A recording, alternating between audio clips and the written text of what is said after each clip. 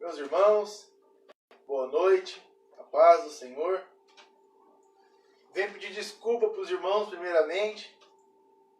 Faz 2 semanas que eu não consigo fazer a live. Na outra semana eu tive um compromisso e na semana passada eu estava viajando. Estou de férias, estava aproveitando um pouco, né? Estou aqui com a minha esposa, está me auxiliando, como sempre. Deus te abençoe. E nessa noite, gostaria de falar de um tema, como toda a Bíblia, né, ela é atual. Gostaria de falar sobre um tema que nós estamos vivendo, que é a última hora da igreja na Terra. Gostaria de falar sobre o tema Desperte, o noivo vem. E nosso texto base está na segunda carta de Pedro, no capítulo 3, verso 9. Diz o seguinte: não retarda o Senhor a sua promessa, como alguns a julgam demorada. Pelo contrário, ele é longânimo para convosco, não querendo que nenhum pereça, senão que todos cheguem ao arrependimento. Amém? O tema central da carta de Pedro, da segunda carta de Pedro, é a volta de Cristo. Todo o livro da carta de Pedro fala a respeito da segunda vinda de Jesus Cristo. E o interessante que Pedro adverte nas suas cartas que nem todos criam na segunda volta de Cristo. Como nos dias de hoje, muitas pessoas não acreditam. Naquela época, há mais de 2000 anos atrás, quando foi escrita essa carta pelo apóstolo Pedro, já existiam pessoas que não acreditavam na volta de Cristo. E muitas vezes, nós, nos dias de hoje, somos zombados, somos ignorados, somos chamados de loucos, como na mesma época de Cristo, na época de Pedro, desculpa, já havia isso. Hoje, nos nossos dias também. E o que essas pessoas afirmam? Veja o que diz no capítulo 3, verso 3 e 4. Tendo em conta, antes de tudo, que nos últimos dias virão escarnecedores com seus escárnios, andando segundo as suas próprias paixões, ou seja, as suas próprias vontades, e dizendo: onde está a promessa da sua vinda? Porque desde que os pais dormiram, todas as coisas permanecem como desde o princípio da criação.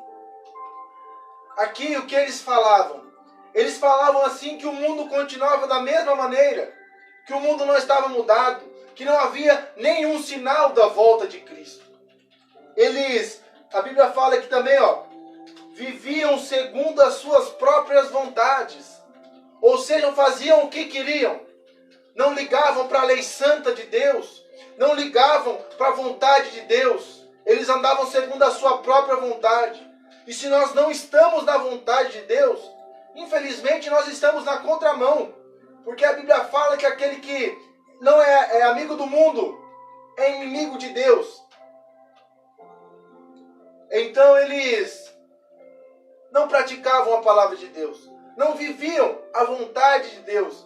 Pelo contrário, viviam as suas próprias vontades e eles até muitas vezes zombavam e duvidavam da promessa feita pelo próprio Jesus Cristo.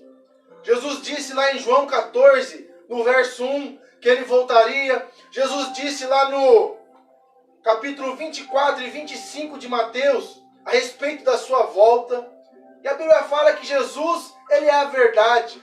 Então, se ele é a verdade, nele não há mentira. Então, se não há mentira nele, e ele disse que voltaria, ele vai voltar, meu irmão. Existem algumas religiões que não acreditam na Bíblia. Mas se você se diz cristão e não acredita na Bíblia, me perdoa falar, mas a sua fé é em vão. A sua fé ela não vale nada. Porque a base da Bíblia é Jesus Cristo.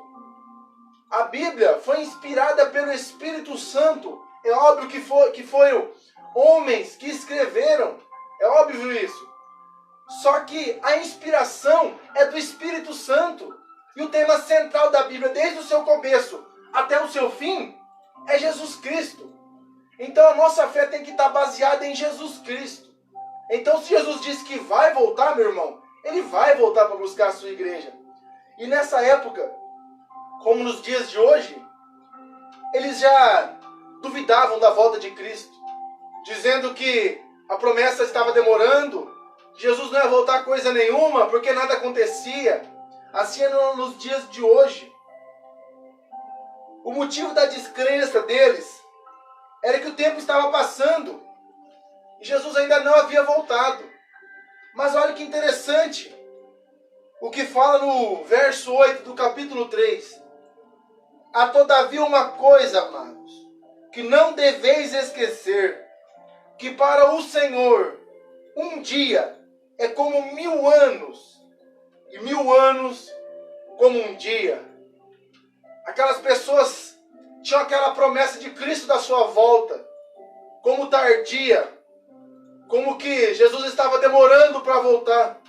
Mas Pedro, nesse versículo, mata tudo isso, porque ele diz que um dia para Deus é como 1000 anos, e 1000 anos como um dia. Ou seja, o tempo de Deus não é o nosso tempo. Eclesiastes capítulo 3 fala a respeito disso. Fala assim: há um tempo determinado para todo propósito debaixo do céu. E esse tempo, meu irmão, é o tempo de Deus. No tempo de Deus, Jesus vai voltar. Jesus mesmo disse: não vos compete saber os dias, e nem as estações, nem os tempos. Por quê? Porque muitas vezes o homem quer adivinhar quando Jesus vai voltar. Mas não cabe a nós, não cabe a eu e a você saber que dia. O que nós temos que fazer é estar preparados para a sua volta. Nós temos que estar preparados como se Jesus voltasse agora. Porque se Ele voltar agora, meu irmão, e nós estivermos preparados, com certeza nós iremos subir.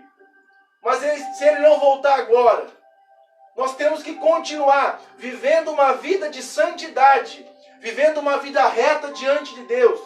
A Bíblia fala: seguir a paz com todos e a santificação, sem a qual ninguém verá o Senhor. Temos que viver, meus irmãos, esperando Cristo hoje. Viver como se Ele fosse voltar agora. Porque como Pedro disse aqui, um dia para o Senhor é como 1000 anos, e 1000 anos como um dia. Que nós possamos estar preparados, meus irmãos, focados em Cristo, focados na promessa que o próprio Senhor Jesus nos fez, que Ele um dia voltaria para buscar a sua igreja.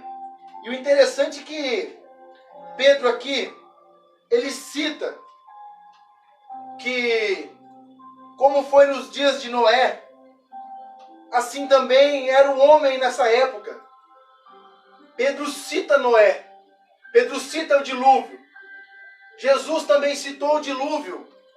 Mateus, no capítulo 24.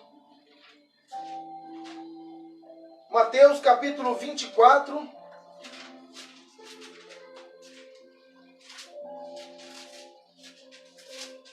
Verso 24 ao 38. Diz assim: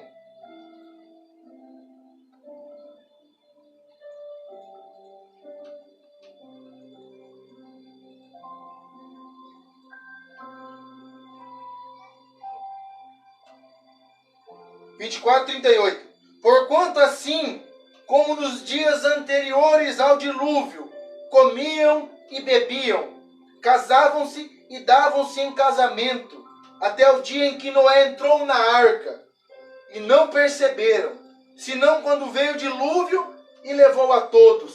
Assim será também a vinda do Filho do Homem. Ou seja, as pessoas viviam normalmente. Quando ele disse que comiam e bebiam, casavam-se e davam-se em casamento. Hoje eu tomei café, almocei, jantei. Nós estamos vivendo uma vida normal, uma vida no cotidiano. É por isso que Jesus fala que devemos estar vigilantes. Porque ele vai voltar, meu irmão, na hora que nós menos esperarmos. É por isso que temos que estar preparados para a sua volta. Porque a qualquer momento, assim como na época de Noé, o dilúvio veio num momento em que eles não esperavam. Assim será a volta de Jesus. No momento em que nós menos esperarmos, Jesus vem e busca a sua igreja.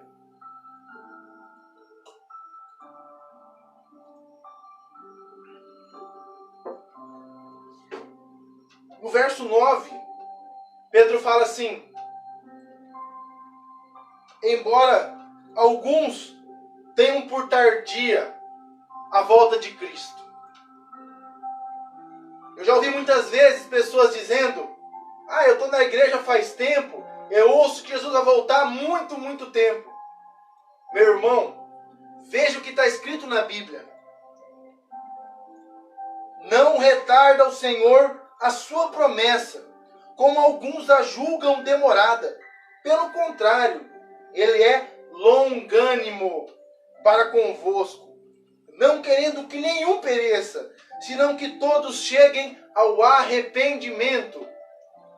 O que significa a palavra longânimo? Generoso, paciente. Vamos ler então. Deus é paciente para convosco, não querendo que ninguém se perca, senão que todos cheguem ao arrependimento. Jesus não voltou ainda, porque Ele está dando tempo para nós. Ele está dando oportunidade para nós. Quantas pessoas aí fora sem a salvação? Imagine que Jesus morreu na cruz do Calvário para salvar poucas pessoas. Não. Ele disse: todo aquele que nele crê não iria perecer, mas teria vida eterna. Deus, Ele é paciente. Ele está dando tempo para nós se arrepender. Ele está dando tempo para nós cair em si e reconhecer os pecados e reconhecer que sem Cristo nós não herdaremos a vida eterna. Muitas vezes nós deixamos levar pelos desejos do mundo, pelas vaidades, pelas riquezas. E nos esquecemos que essa vida aqui é passageira, que no fim da nossa vida, tanto na morte ou na volta de Jesus, que nós temos uma alma. E qual será o destino da nossa alma? Qual será nosso destino, céu ou inferno? Não existe meio termo. Já disse isso aqui muitas vezes. Não existe lugar intermediário. Ou é céu ou é inferno. Então Deus, Ele está dando tempo para nós, para que nós cheguemos ao arrependimento. E como as pessoas aí fora vão se arrepender, se não tem quem pregue para elas? Como elas irão se arrepender se não há quem leve as boas novas de salvação? Essa obrigação é minha e sua. Nós que se dizemos cristãos, temos a obrigação de levar o evangelho para todo mundo. Seja por evangelismo nas ruas, seja através de um panfleto, seja através de uma live, seja através de uma conversa na rua com um amigo ou quem quer que seja. Jesus disse: ide por todo mundo e pregai o evangelho a toda a criatura. Quem crer e for batizado será salvo, e quem não crer já está condenado. É nossa obrigação levar a palavra de Deus, para que as pessoas, através da nossa pregação, o Espírito Santo venha as convencer dos seus maus caminhos e salvar essa alma. É minha e sua obrigação que nós oremos a Cristo, pedindo força, coragem, entendimento, sabedoria e estratégia, para que nós possamos estar levando a palavra de Deus com muito amor ao próximo, buscando as almas perdidas, resgatando as almas do inferno. Amém? Eu também gostaria de estar falando nessa noite do capítulo 2 da segunda carta de Pedro. Algo que nós também vivenciamos hoje.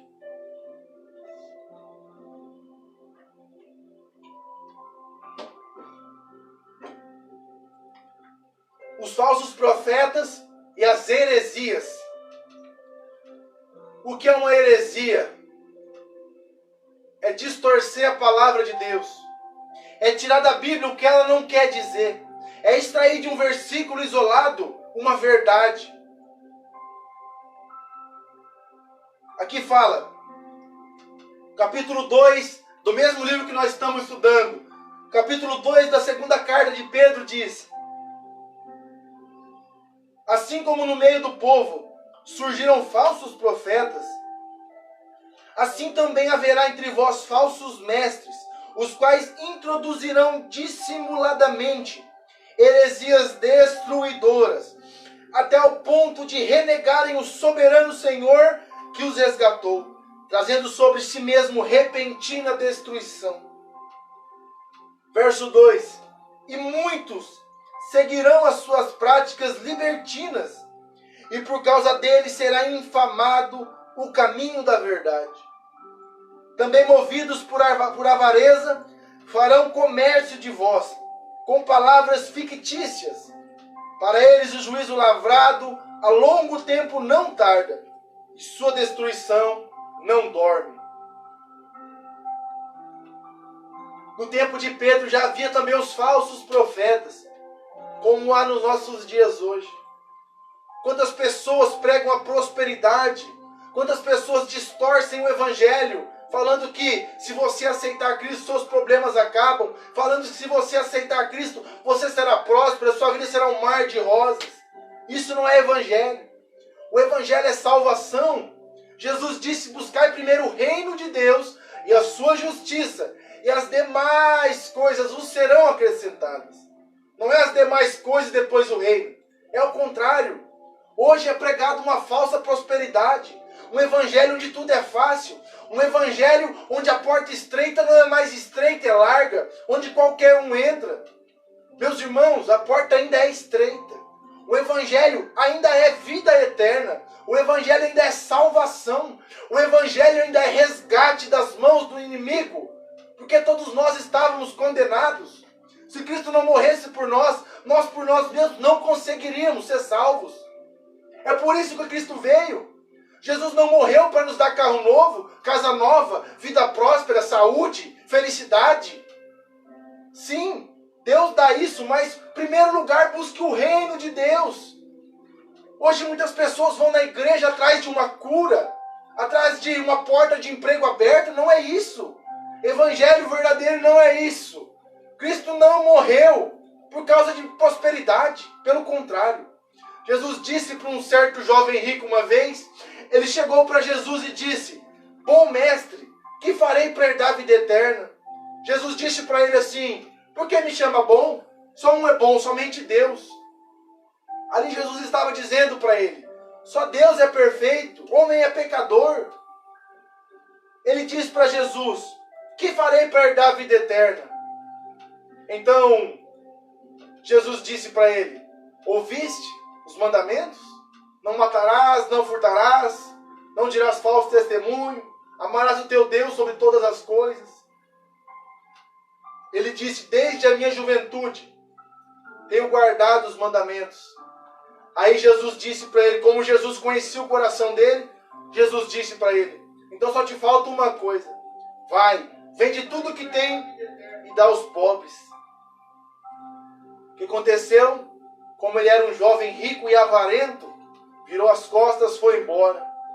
Aí Jesus disse: juntai tesouros no céu, onde nem a traça, nem a ferrugem consomem, e onde os ladrões não minam nem roubam.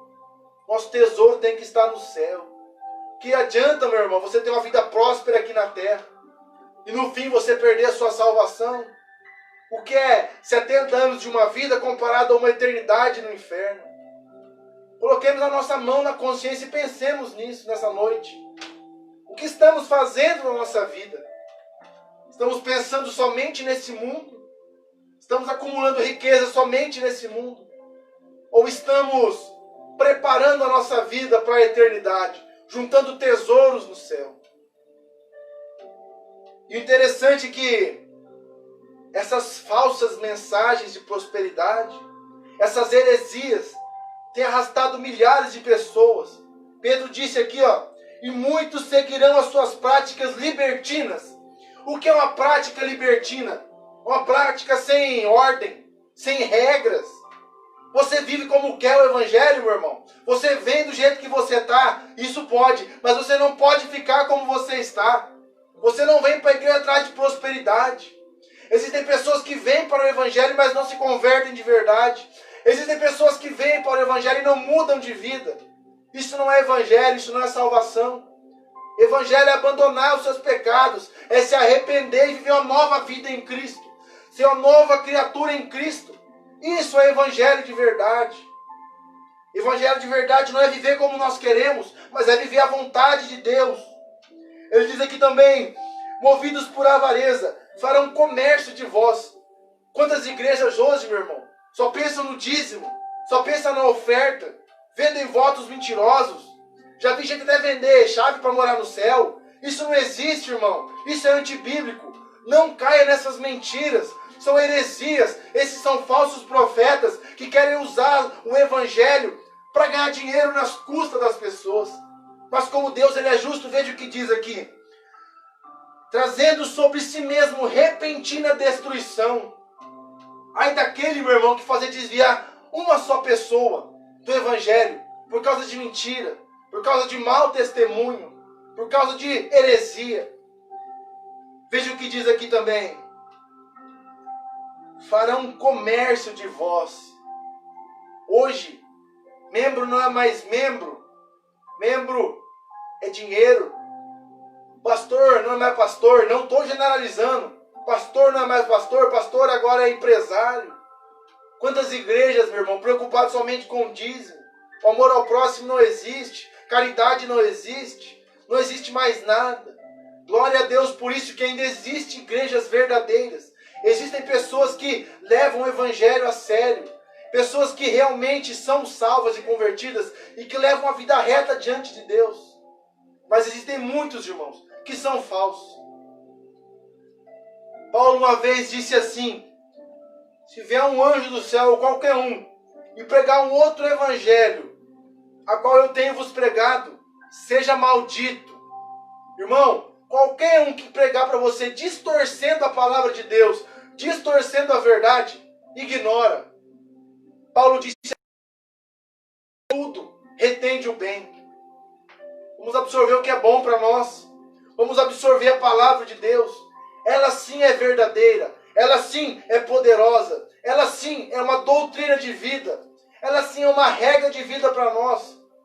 Não vamos atrás de homens, meus irmãos. Porque o homem muitas vezes é falho. Mas Deus não é falho. Deus é verdadeiro, justo e fiel. Que nós nos apeguemos ao verdadeiro evangelho. Que nós nos apeguemos à verdadeira fé cristã. Que nós nos apeguemos à verdadeira prática do cristianismo. Que é uma vida nova em Cristo. Que é sermos salvos em Cristo. Para concluir, Jesus breve virá. Devemos estar atentos à sua volta, pois os sinais já estão se cumprindo. Devemos estar firmes na palavra de Deus, pois só ela é a verdadeira conduta de vida cristã. Amém? Meu irmão, que nessa noite você possa absorver essa palavra. Muitas vezes a palavra de Deus dói, mas ela nos transforma, ela nos capacita e nos molda, segundo o caráter de Cristo. Amém? Que Deus te abençoe em nome de Jesus. Que essa palavra possa achar morada no teu coração. Eu vou estar nesse momento aqui lendo alguns pedidos de oração que chegaram até nós.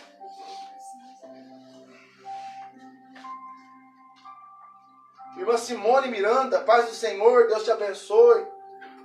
Grande abraço também para o meu primo Luiz Henrique, lá de Floraí.